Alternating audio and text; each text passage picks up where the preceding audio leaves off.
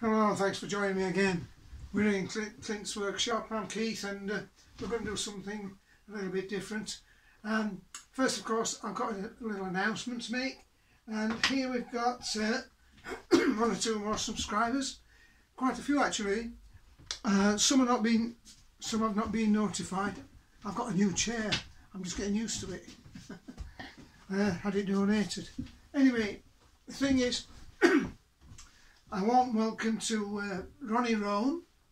Yeah, he subscribed on the 9th of February, and Lewis M. Round about at the same time.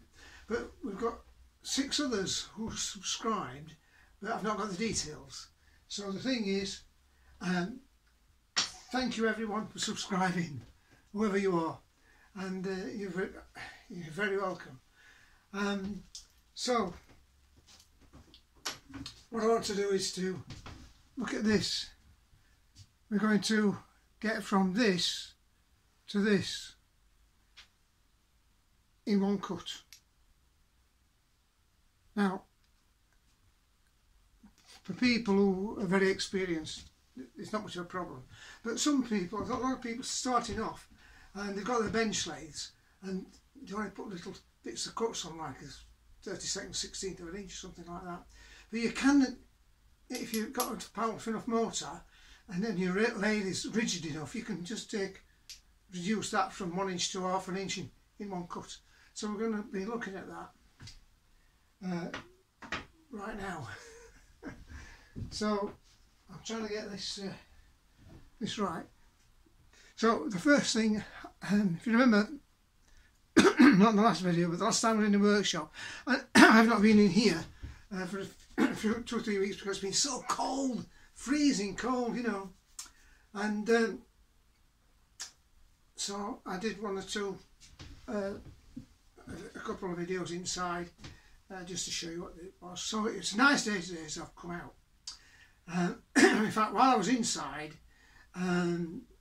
which was too cold to come into the workshop, even though I've got a heater, I was looking through some old things. I'm going to tell you about this later. Did you all have a nice Valentine's Day? Well, I did anyway. And also I was watching the Chinese CCTV, Central China Television, annual Chunji Spring Festival Gala. Absolutely fantastic. I was watching it all day. It's a really spectacular show. So I've been watching it for the last 15 years. Okay, more about that later, because I've got other things to tell you as well. Because my videos are not just machining. I like to tell you about the things, how I started doing things. And I come across a newspaper. It was a Hong Kong Morning Post, and it was from 1983. And I got it when I was in Hong Kong, and I never read it, but I opened it. I'll tell you more about that in another video. But it shows you that, I mean, it's about selling really. It takes dedication. Some things, what I did, I wouldn't do again, because on that particular video, on that particular occasion, I went out in a typhoon, and there were 11 people killed tragically, and 333 injuries. Well, I survived that. Thank you. I'll tell you more about it later. Anyway, back to this video. When I was in here last, I set up a piece of material in a 4-jaw chuck, and let me see if I can show you there. Yeah, you can see it there. Let me get it there, yeah. And you also see I've got the dial test indicator on, but I didn't set it up with the dial test indicator. I set it up with a scribing block. And I know some people might think, well, you need a dial test indicator, but I just want to refresh your memory. I'm going to start this machine. I've zeroed it at 0, and just watch variation, because I set it up with a scribing block to within 1/1000th of an inch movement on the needle, which meant 1/4 of a thou a side. So in fact it was less than 1/1000th of an inch. Watch, see, it's just going about half a thou. So that's not moved since I did it, and I set it up in the scribing block. Okay, I'm going to take that off now. Okay. Well, just to refresh your memory, so you can do these things. You don't necessarily need a scribing block when you're setting up and a 4-jaw chuck. Anyway, what I want to do is to see whether we can take a fair size cut off this piece of material, and to do this I've got a tool in I think will do. Whoops, set this parting tool. So this is the 4-jaw chuck, sorry, the 4-way tool post. Oops.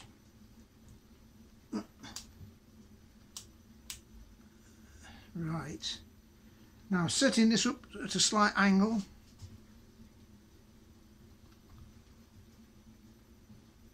I've got to be careful here because I don't want to run into the chuck with this parting tool.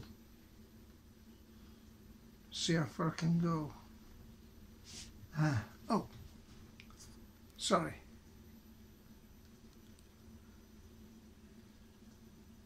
That's better for you.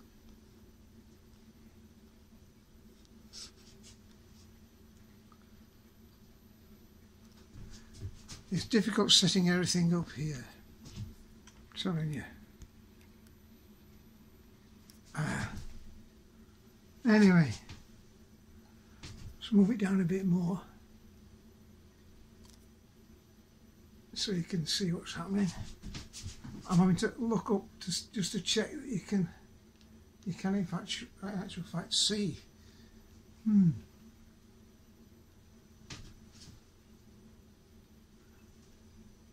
Oh yes, I think you can.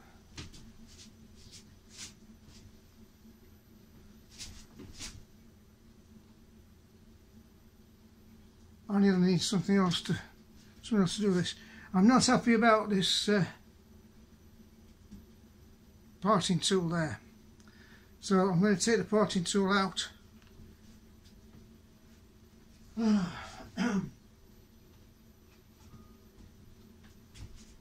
When I find my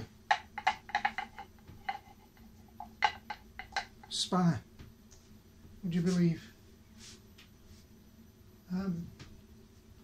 Ow. Just watch this for a minute while I find where it's gone. Well.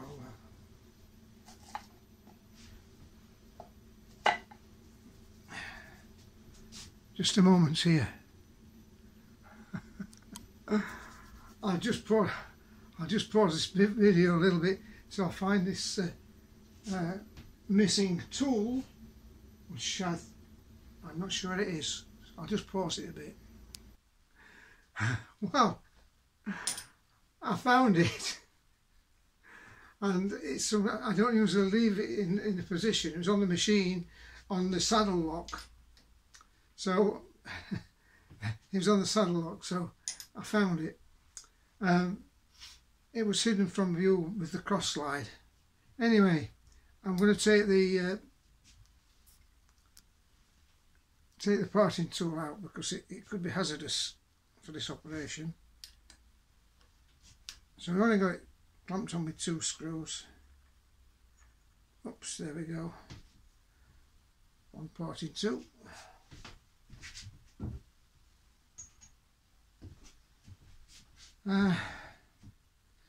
I think we can leave the dart test indicator on at this stage, and I'll put this just there because I don't want it. Okay, we'll start the machine. I'm going to try to position this a little bit firmer, I hope we don't get too much vibration. It's a bit trial and error this, you know.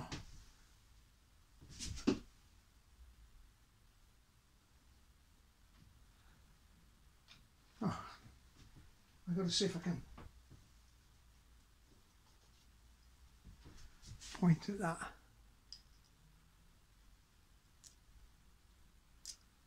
Oh yes, I think we can get it. Let me get in the shot. As you know, I don't edit my videos, so there we are. Anyway, we're going to. This was a 1-inch bar stock. Just to clean it up a little bit there. When I set it up to get the to verify the accuracy of setting it up with scribing block, we checked it with a diode test indicator, and over the total circumference, 1/1000th of an inch. I think that's pretty good by any standards, without using a diode test indicator. I doubt if you could get it more accurately on this method. So, well, less than half a side, a quarter of a hour side. So I'm going to touch this now on here. Let me get things operational.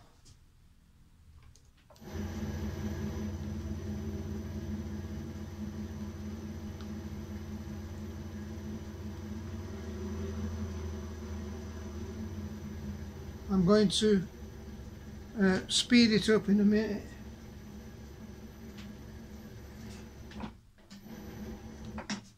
And I'm going to put a trellis on this, and I'll not put too much on, just to see what it's going to go like. It's too much feed, so I'll touch this first. Let me get it going.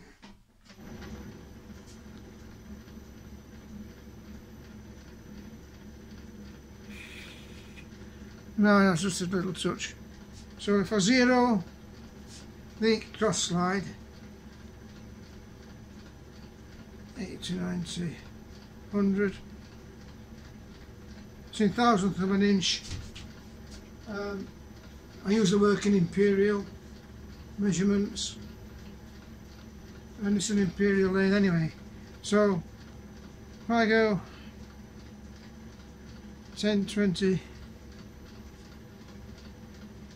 50, 100, that's 100 thou, and I go another 100 thou,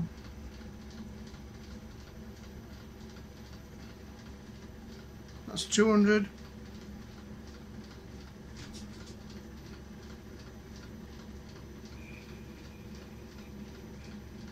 wow. I'm not sure this tool will actually get to that depth. It might do. Wow. What?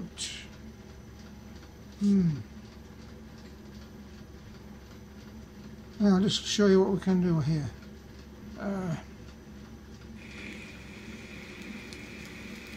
I'm just testing it to see if I think it will cut it. I think it will.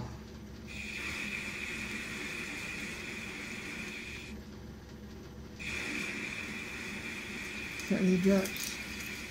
Let's have a look at this. This is just an exercise in just to show that you can put heavy cuts on.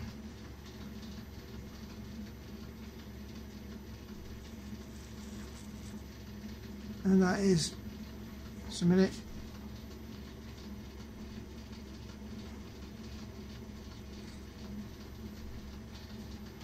It's just a bit, slightly more than half an inch, but I think I've got the maximum I can do with this thing here. So let's try it, shall we?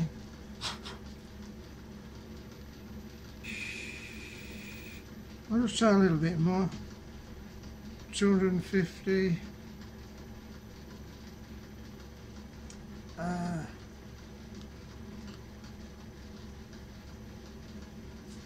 210.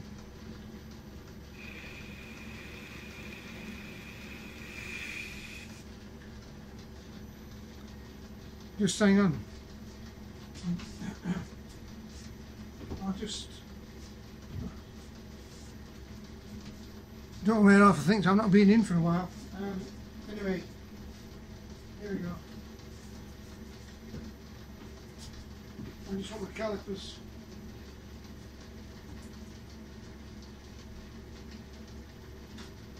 Come on. Oh, everything's gone. Come on. Good grief.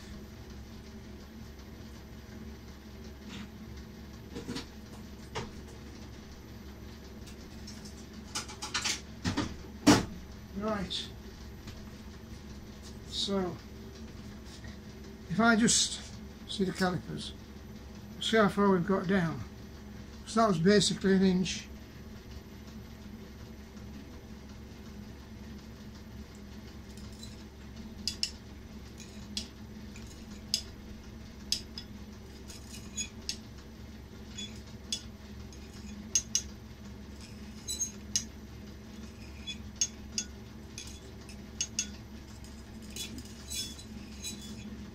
Just about there.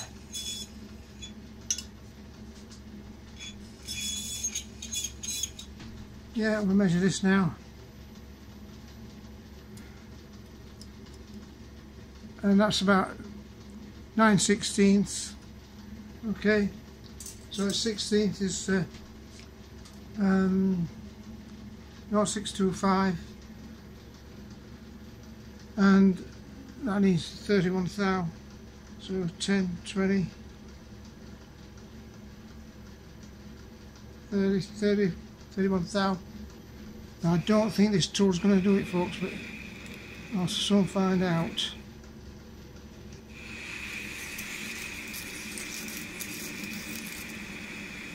I think it is. So let me check this again for you.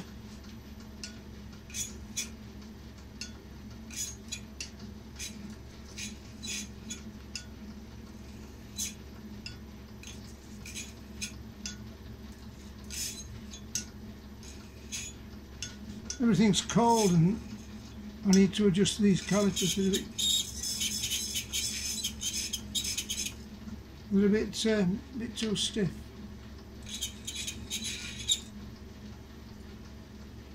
Anyway, it's good enough for this exercise. So check it. Now we're down to 1/2 inch. Can you see? 4 inch to 1/2 inch in one cut. All being well, he said. So let's verify that we've got this going in the right direction.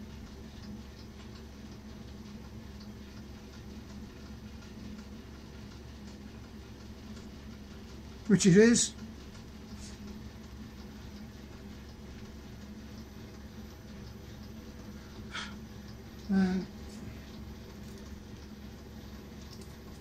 Speed the machine up a bit.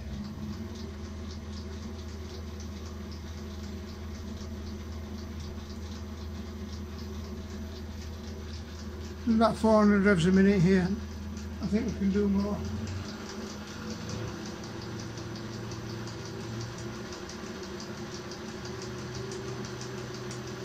That's 600.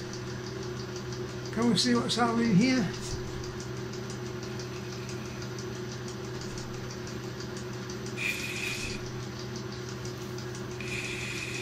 Oh yes.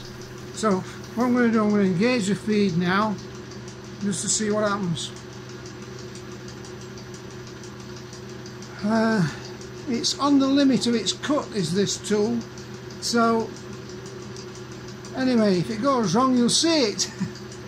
So I'm going to start it up now. We're going in now.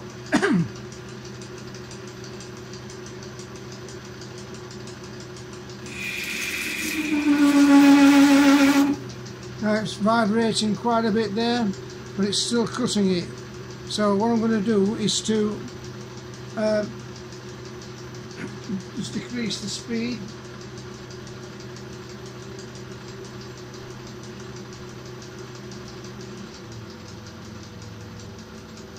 Decrease the speed and see what happens then. So I don't like that vibration and chatter. Whoa! Just a kilometre here with the dial test indicator. Just bear with me because the vibration has shook it loose. So I want to take it off before we do any extensive damage. We need to try to avoid vibrations if we can, and I'm going to increase the feed slightly. See what happens on this one. I think the tool is on its limit actually.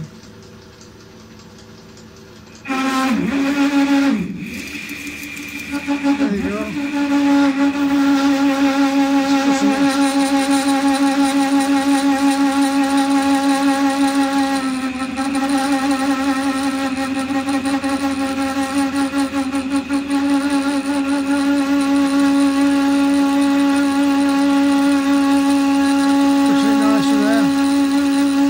Stop it a bit there, and what I'm going to do is to increase the feed. I'm showing the difference as you increase the feed rate.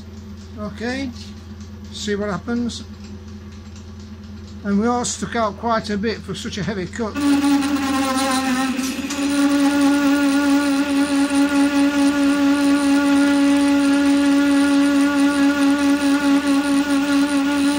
Whoa! I don't really see this, but the vibration is so much, it's unthreading the screws where I took the dial testing the tool, parting tool off. So what I'm going to do now is we'll increase the feed again a bit more, just to show you the difference, what happens. And because this tool is at its limit, I think I'll just come off a little bit. It'll get the same effect. Okay.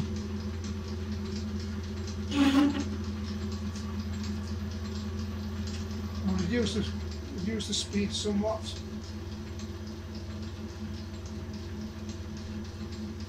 This I'm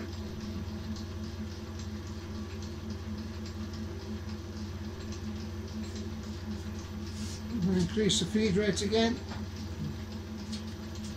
Reduce the speed, see what happens here. And I'm just taking the cut off a little bit because it's right at the edge of its cutting face on this particular tool. So here we go. You see the difference? No vibration. It's cutting nicely, and if the tool had got enough face on the cutter, on the cutting edge, it would have done it alright in the first instance. I've got to watch now that I don't run into the chuck with the four-way tool post. But this is a roughing cut, folks, you know. So I'm going to have a look at it, because you get round those roughers and different roughers on your cutting tools, and just because you might have bought the tool so it takes a roughing tool, you can get finishing cuts with a roughing tool. You don't have to change the tool to do it. And we'll have a closer look at this when it's finished. So I think that's enough for you to show you what it's doing there. So I'll just take it off a bit and look at this.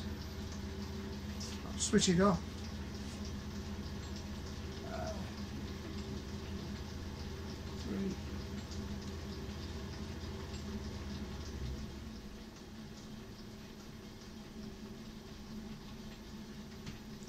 Okay.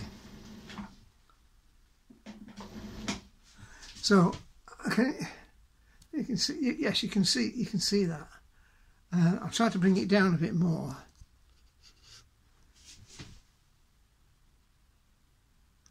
So it's actually quite a nice finish on there. So that's vibration. You see the vibration there, and that's a roughing cut. So don't be afraid to. I was going to do a finishing cut on it actually, but it's not necessary at this stage, because I just wanted to show you that particular aspect of problems that can occur when you've got heavy cuts on. When you put heavy cuts on the lathe. So we've learnt then that what's happening is that the machine, the cutting tool. Oh, gotta use this new swivel chair. Not bad, is it? Anyway. Come down a little bit. Yeah. So we've seen what happens when you put too much cut. It's actually the vibration was caused mainly. I was at the maximum cutting face of that particular tool. So that's the cutting face there. That cutting edge. Where? Come on, let me show you. That cutting edge there. Yes. So it was at the maximum, and just over 1/4 of an inch. Oh, let me show you. Oh. I think the machine. I've lost my vibrations. Shook my rule, my measure off the off the lathe, I think. So anyway, it is as you can see. I was on the sort of the maximum on that other one, and it was just hitting that, and that's why we've got this rough face there. And what I'm trying to tell you is, because you get vibrations set up, there's different ways you can alter it, and you've seen it here. So you think, oh, big cut, taking 1/2 inch off at a time. You think that because it was vibrating, if you you might speed the trellis up. It's on auto trellis. You might think that might be a bad thing to do, but if you put a too fine a cut on it, it will set up vibrations just the same. So we find out that you can put a higher cut on, slightly slower speed as well, and we've got a beautiful result there. This is just a piece.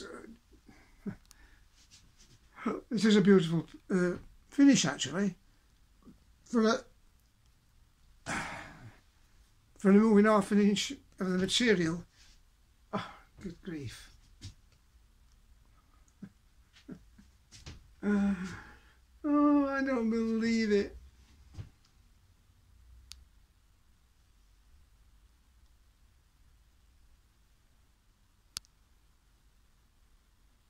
Hi. Well, I think you missed all the action there, unfortunately.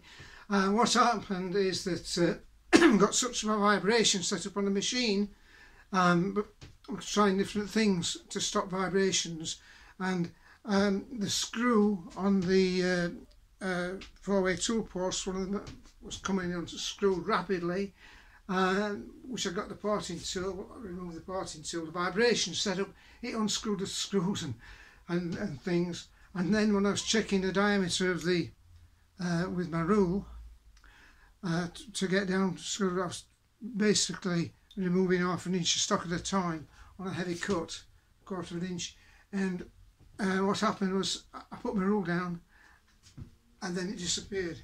Well, of course, I put it on at the end of the lathe. I suspected it fell on the floor behind my bike.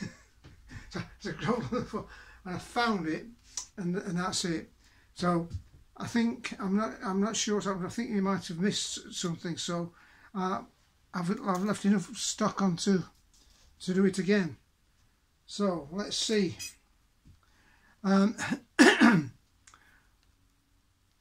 What I'm saying is that there's various ways you can stop the vibration, and it's not always obvious to increase the feed rate, and that could stop the vibration and maybe reduce the peripheral speed as well.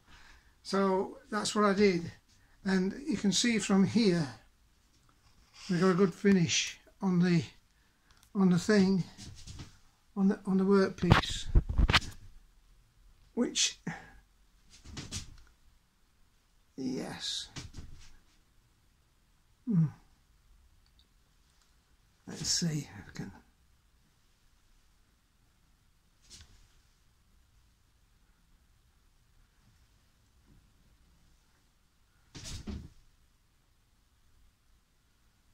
I'm going to sort of line it up again. Let's see. Yep, I think. Let me check it with my probe. There you can see the workpiece there. Okay, so that part there was vibrations setting up there. So we can just, you see the finish there is quite good. It's very good for a roughing cut. So because using maybe a roughing tool or whatever, you call it what you like, round nose rougher, or this is not round nose, but it doesn't mean to say that if you bought a cutting tool and it says, oh, round nose rougher or whatever, it doesn't mean to say that you'd use it for that, because you can get finishing cuts on it as well, as I've just showed you. But anyway, the thing is, I'm going to now show this tool in action again. I'll keep the setting as it is, and we'll see what happens when it runs into this part there. So it might be worth having a look at that again, just to make sure you've got it. So as I said, the thing is, people who just got a lathe and just starting are reluctant to put heavy cuts on, but you can do. So here we go. I've reduced the speed on this, and if I just put this, a little cut on here. So I put it on so it's cutting a little, you can see it, I think. There. I'll have a look, see if I can see it. Yeah, I think we got it there.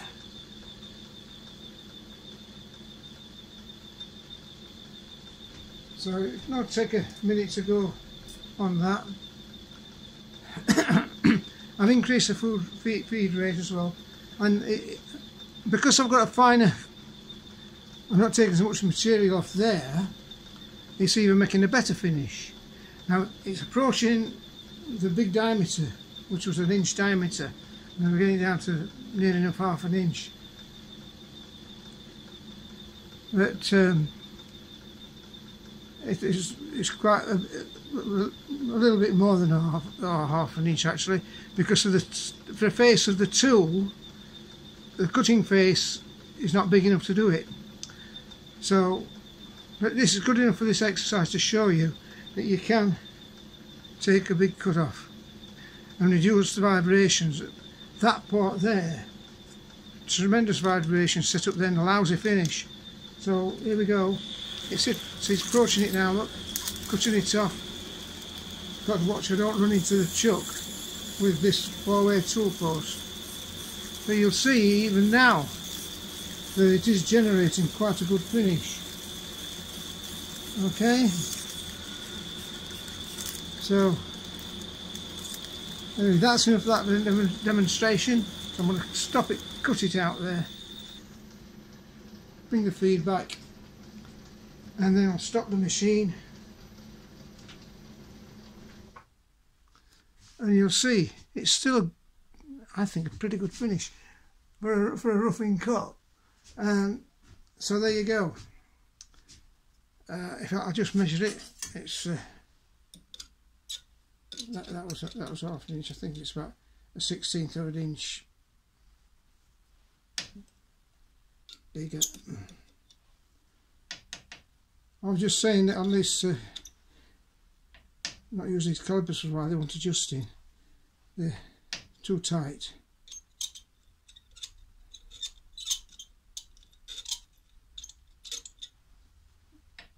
Well, it's good enough for this measurement, which is probably about 9/16 of an inch, or not quite. Let me measure it. Not quite 9/16. It's probably about, yes, 17-30 seconds. But anyway, it's near enough. Let me get this back up. The thing is, whoops, it's near enough for this example that we're talking about. So, get used to your lathe. Get my perch again here.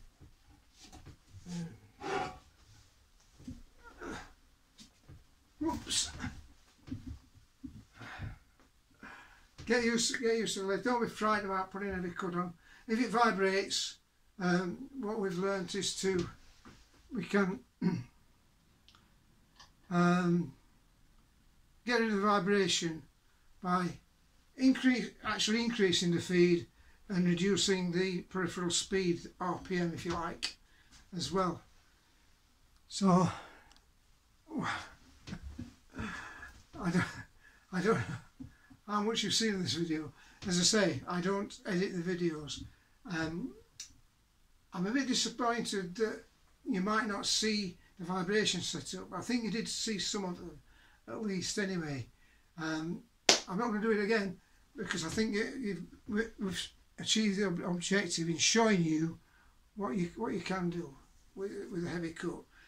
And with a roughing tool, you can do a finishing tool as well. If I was doing a finishing cut with this, I'd get this honing stone. It's like a carbon and stone, what's sort of a generic thing, and I've shown you in other videos, just to take any built-up edge off or whatever, and there you go. So that's it. And thanks for joining us. Please subscribe. I need more subscribers. We've got 96 subscribers at the moment, which is good. It's lovely, but so we're nearly at 100. That's only about 10% of what I need. I need 1,000. Well, you know, will I get it before I drop dead? I don't know. Seems a long way. I need another 900. Anyway, do what you can. And the other thing is, I know that there was subscribers. We got there's 2 from Portugal as well. So last time we got 1 from Finland. We got 2 more from Portugal and others. And so do what you can. Give us a like and subscribe. And remember that this Clint's Workshop as well. This hints and tips that you can leave for other people. It's your group, so we need more members to join that group. I nearly forgot to say that last time. So do that. Join the group, and I'll see you later. I'll see you next time. Meantime, check that out. Okay, thanks for watching. See you next time.